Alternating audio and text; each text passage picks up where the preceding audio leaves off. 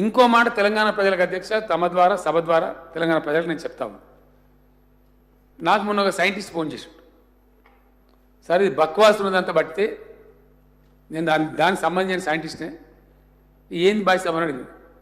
నాకు నాలెడ్జ్ లేదు ఆ విషయం ఏందన్నట్టు ఆయన ఏం చెప్పినంటే సార్ ఒక విషయం చెప్తున్నా స్పష్టంగా ఈ కరోనా అనే దానికి అసలు ఏమి హైరత్ కావాల్సిన హైరాణ పడాల్సిన అవసరమే లేదు.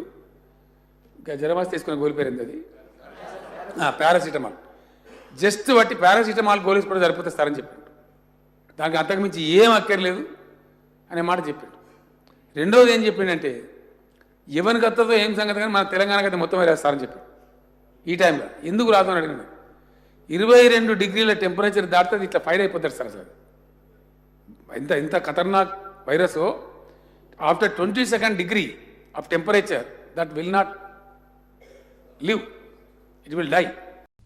కరోనా వైరస్ గురించి కొన్ని విషయాలు మనం అవగాహన చేసుకోవాల్సిన అంశం ఉంది.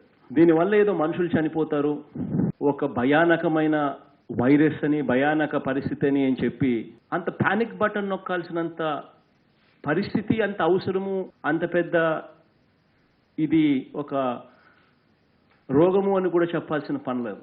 ఎటువంటి వాళ్ళు దీనికి మరణానికి లోనవుతున్నారు అని అంటే 60 ఏళ్ల పైచిలుకున్న వాళ్ళు, ఆల్రెడీ ఇబ్బందులు, ఆల్రెడీ కొన్ని పరిస్థితులు బాగోలేని వ్యక్తుల మీద ఇటువంటి వైరస్ అన్నది వస్తే అటువంటి పరిస్థితుల్లో ఇది ఒక హానికరమైన ఒక వ్యాధి కింద మనం పరిగణించవచ్చు. It comes and it goes. ఆ మెడికేషన్ కూడా పారాసెటమాల్.